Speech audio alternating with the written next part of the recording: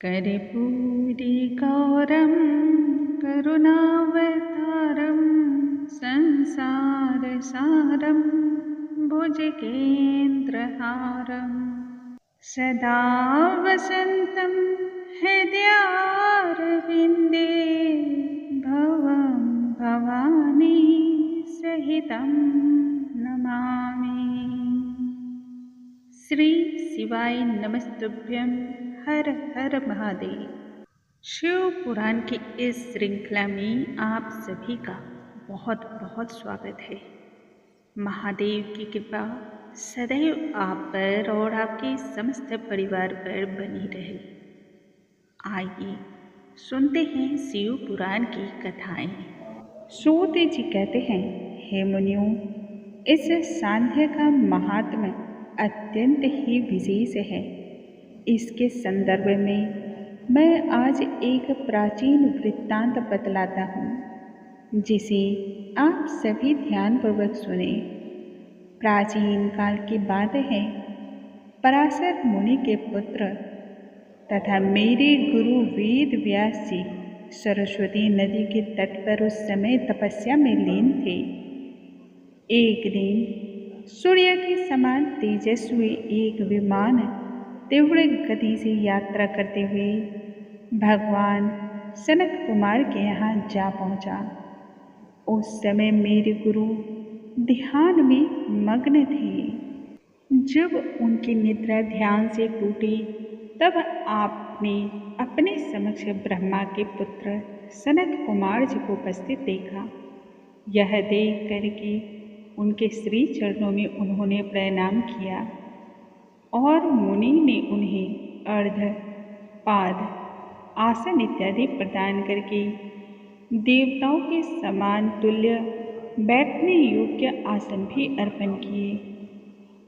इससे प्रसन्न होकर के सनत कुमार विनीत भाव और वचन से व्यास जी से गंभीर वाणी में कहते हैं, हे मुनि, आप तो सत्य सनातन भगवान शिव का हृदय से मनन कीजिए। ऐसा करने से भगवान स्वयं प्रत्यक्ष होकर क्या आपकी सहायता करेंगे। फिर आप यहाँ इतना कठोर और कठिन तप क्यों कर रहे हैं। इसी से कल्याण का मार्ग भी प्रशस्त होता है और यही मंगलमयी भी है। यह जब जीवन में आ जाता है, सब और भांति भांति की शोभा ही दिखलाई देती है। सत्य का अर्थ ही है सदैव उपस्थित रहने वाला। काल पर इसका कभी कोई प्रभाव नहीं पड़ता। सदा और एक समान विद्यमान रहने वाला यह सत्य स्वयं भगवान शिव हैं।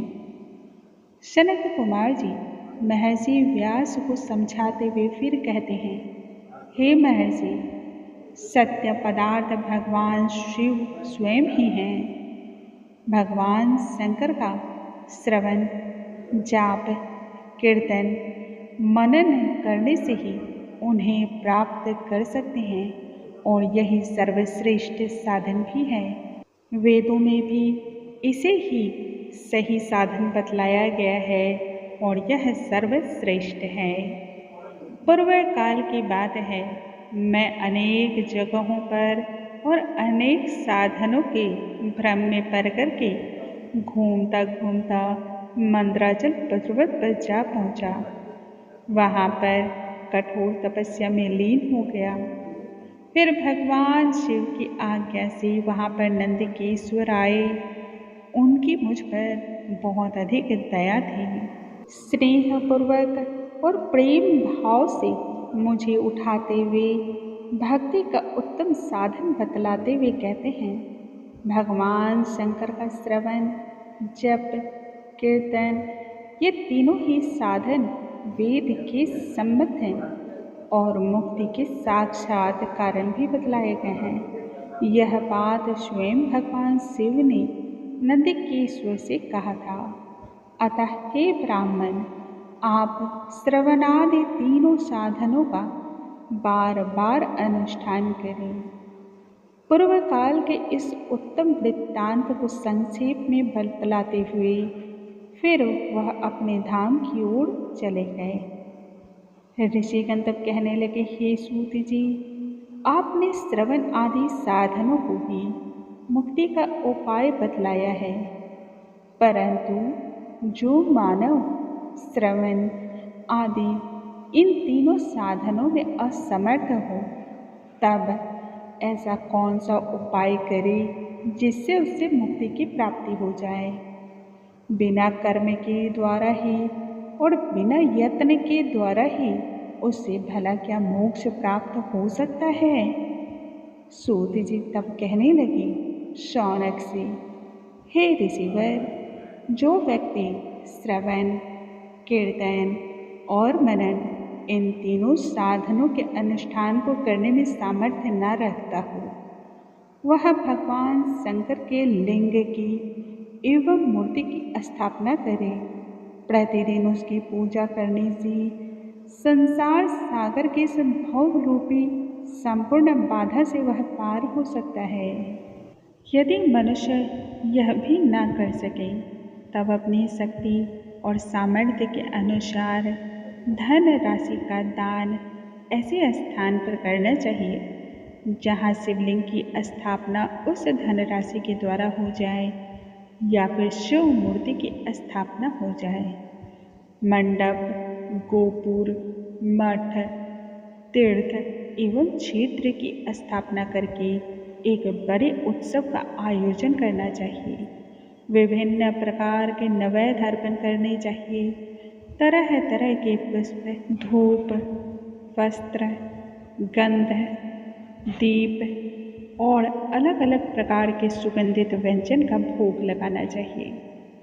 भगवान शिव जी ब्रह्म रूपी और निष्कल अर्थात सभी कलाओं से रहित हैं, इसलिए मनुष्य इन दोनों ही स्वरूपों में भगवान शिव की आराधना करते हैं। भगवान शिव की पूजा से, उपासना से मनुष्य को ब्रह्मा की पदवी भी प्राप्त हो जाती है। भगवान शिव की मूर्ति की पूजा मनुष्य के द्वारा भली भांति की जाती है, ऐसा वेदों ने भी आज्ञा दिया है। इस तरह की पूजा को सर्वश्रेष्ठ माना जाता है मनुष्यों के लिए। इतना सुनने के बाद सनक कुमार जी नंदिकेश्वर से कहते हैं, हे भगवान, पूर्व काल में लिंग पीर अर्थात मूर्ति की उत्पत्ति किस प्रकार से हुई, उसके संदर्भ में आप हमें विस्तार से बताइए। तब नंदिकेश्वर बताते हैं, प्राचीन काल की बात है, एक बार ब्रह्मा और विष्णु के बीच बहुत ही जबरदस्त युद्ध छिड़ गया।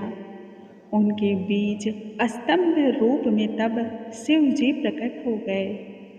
इस प्रकार से उन्होंने भूलोक का संरक्षण किया।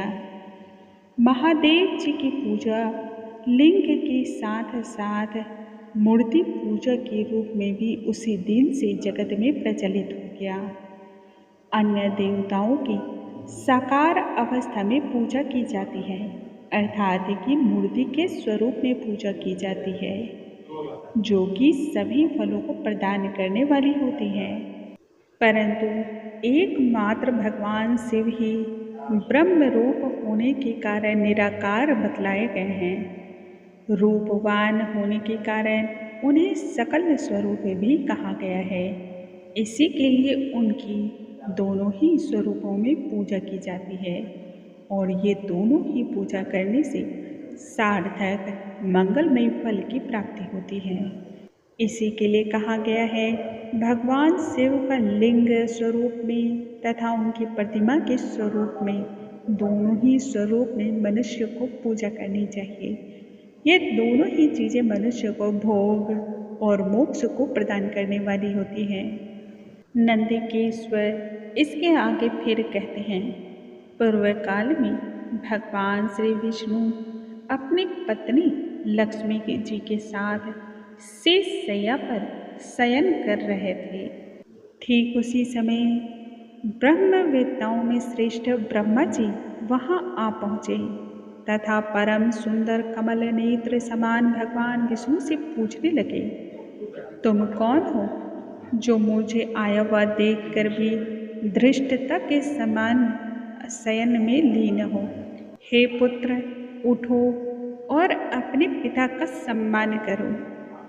जो मूर्ख गुरु का द्रोह करता है उसको प्रायश्चित करने का विधान बतलाया गया है। ब्रह्मा के मुख से इस प्रकार के वचन को सुनकर के भगवान विष्णु अंदर से क्रोधित हो गए, परंतु बाहर से शांत स्वरूप व्यवहार करते हुए कहने लगे ब्रह्मा जी से, हे वत्स, तुम्हारा अवश्य ही कल्याण हो। आओ और इस आसन को ग्रहण करो। तुम्हारे मुखमंडल से ही व्यग्रता और तुम्हारे नेत्र से विपरीत भाव प्रदर्शित हो रहे हैं। ब्रह्मा जी आगे बतलाते हुए कहते हैं, हे विष्णु, काल के प्रभाव से अभी तुम्हारे ऊपर अभिमान का ही अधिकार हो गया है। जगत का पिता होने के नाते मैं तुम्हारा भी पिता और रक्षक हूँ। इस पर भगवान विष्णु क्रोध में होते हुए कहने लगे, यह जगत मुझ में ही स्थित है। तुम तो चोर की भांति दूसरे की संपत्ति को व्यर्थ में ही अपना बना रहे हो। मेरे ही नाभि कमल से तुम्हारी उत्पत्ति हुई है, अतः तुम क्यों व्यर्थ की बातों को कह रहे हो। ब्रह्मा और विष्णु उस समय मोहवश अपने आप को ही श्रेष्ठ बतलाते हुए तथा मैं ही तुम्हारा स्वामी, तुम्हारा पिता हूँ और अपने आप को महान बार बार बतलाते हुए एक दूसरे से युद्ध करने को तत्पर हो गए। हंस पर और गरुड़ पर आरूढ़ होकर के दोनों ही परस्पर युद्ध में भिड़ गए।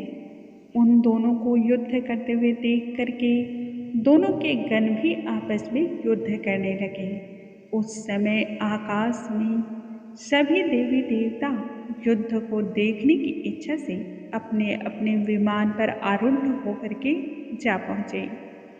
पुष्पों की वर्षा करते हुए वह युद्ध को देखने लगे। इस प्रकार से ब्रह्मा और विष्णु आपस में बहुत ही भयंकर और भयावह युद्ध होने लगा।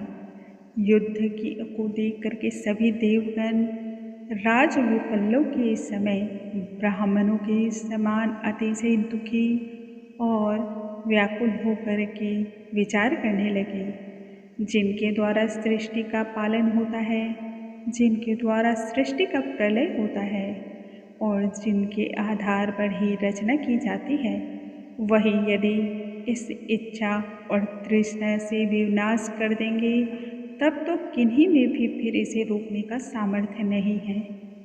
तब उन सभी ने भगवान शिव को नमस्कार करके उन्हें याद किया।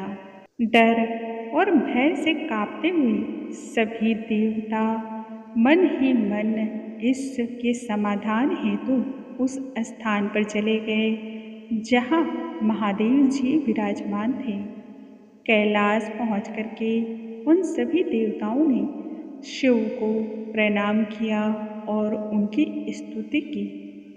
उन्होंने वहाँ पर देखा कि सभा के मध्य में देवी पार्वती के साथ भगवान शिव भी आसन पर विराजमान हैं। उस समय जितनी भी कुशल रमणियाँ थीं भक्ति भाव के साथ उन पर चमड़ को डुला रही थी तथा बार बार उनकी स्तुति वेद वेदांत के साथ देवतागण तब आरंभ कर रहे थे। वह अनुपम छटा देखते ही बनती थी, परंतु भय से डरे हुए सभी देवताओं ने भगवान शंकर को प्रणाम करके अपने मन की व्यथा उनसे कह सुनाई। यह देख करके भगवान शिव और उमा देवी दोनों ही मंद मंद मुस्कुरा उठे। दोस्तों, यहाँ तक हमने आज का अध्याय सुना है। कल इसके आगे की कथा हम आरंभ करेंगे। शिव पुराण की इस उत्तम कथा के श्रवण से मनुष्य का संपूर्ण जीवन सुख, समृद्धि, ऐश्वर्य से पूर्ण हो जाता है। यह संपूर्ण प्रकार के अभीष्टियों को देने वाला है। कल के वीडियो में हम आगे की कथा फिर से आरंभ करेंगे। मैं प्रार्थना करती हूँ महादेव जी आप पर तथा आपके समस्त परिवार के सभी दुखों का निवारण करें। श्री शिवाय नमस्तुभ्यं। हर हर महादेव।